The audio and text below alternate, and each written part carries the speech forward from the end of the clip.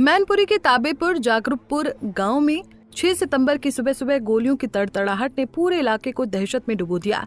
एक मामूली सा विवाद कूड़ा डालने को लेकर शुरू हुआ, लेकिन देखते ही देखते ये खूनी खेल में बदल गया। एक परिवार तबाह हो गया, एक युवक की मौत हो गई। शनिवार की सुबह जागरूकपुर गांव में योगेश राजपूत अपने घर के पास थे। तभी पड़ोस के रिटायर्ड कारागार सिपाही भूदेव राजपूत उर्फ दफेदार के परिवार ने उनके दरवाजे पर कूड़ा डाला। योगेश ने इसका विरोध किया और यहीं से शुरू हुआ तनाव। पहले गाली गलौज, फिर पत्थरबाजी और फिर बात इतनी बढ़ी कि भूदेव का बड़ा बेटा अजीत, जो कासगंज में पुलिस कांस्टेबल है, अपनी लाइसेंसी जुपिटर राइफल लेकर आ गया। उसके छोटे भाई अविनेश, जो कुरावली में प्राथमिक विद्यालय में शिक्षक है, वो भी साथ था। देखते ही देखते विवाद ने हिंसक रूप ले लिया। अजीत ने जुपिटर राइफल से योगेश राजपूत की पीठ में गोली मार दी, जिससे 35 वर्षीय योगेश की मौके पर ही मौत हो गई। इस बीच योगेश का भतीजा विनय मदद के लिए दौड़ा, लेकिन अवनीश ने उस पर भी गोली चला दी। रवि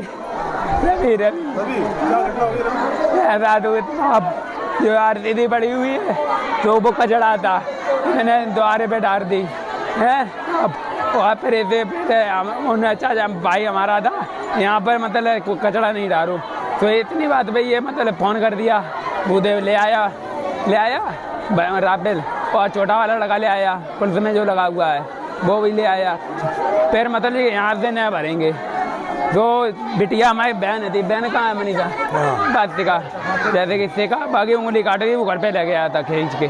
तो हमारा भाई और चाचा उसे खींचने गए थे, इसी बात पे गोली मार दी। कितने लोगों को गोली मारी है? 2 गोली हो गई, एक चाचा के यहाँ पर लगी है, एक पाल निकल गई है, और एक हमारे बुआ का लड़का था उसके छूके निकल गई है, वो मतलब उसके 3 लोगों को। हाँ, एक की मौत हो गई। हाँ, एक लोग भर्ती से पे, और एक लोग यहीं पहनने हल्के छूके निकल गई, वो यहाँ पर ही है भाई। कौन लोग हैं जिन्होंने गोली मारी है? वो भूदेव।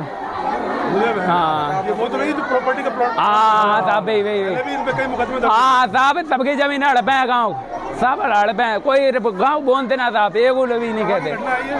यहीं पे जगरूपुर की। थाना कौन सा लगता है? थाना में कोतवाली मैनपुरी।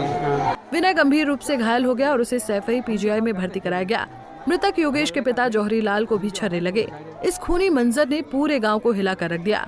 घटना के बाद भूदेव, अजीत और अवनीश मौके से फरार हो गए। पुलिस ने कोतवाली थाना क्षेत्र में कई संगीन धाराओं में मुकदमा दर्ज किया है।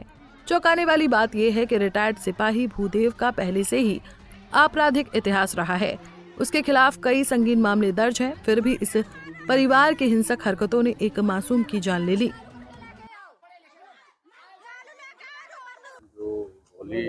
और हत्या के बाद में आसपास के पड़ोसी हैं, पूरा को लेके विवाद की बात सामने आई है, जिसमें जो अभियुक्त पक्ष के द्वारा गोली चलाई गई है, जिसमें 2 लोगों को गोली लगी है। एक की मौके पे ही मृत्यु हो गई, जिसको पंचायतनामा और आगे की कार्रवाई के लिए भेजा गया है। दूसरे जो व्यक्ति है उसका इलाज चल रहा है और डॉक्टर से लगातार हम लोग टच में है।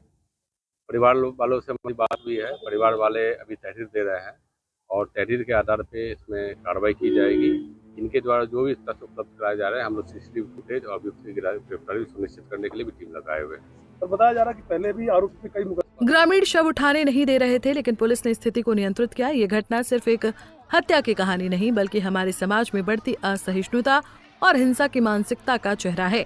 एक छोटा सा विवाद इतना बड़ा रूप ले सकता है कि जिंदगियां तबाह हो जाएं। पुलिस ने जांच शुरू कर दी है, लेकिन इस दुखद घटना ने हमें सोचने पर मजबूर किया है कि आखिर हमारा समाज किस दिशा में जा रहा है।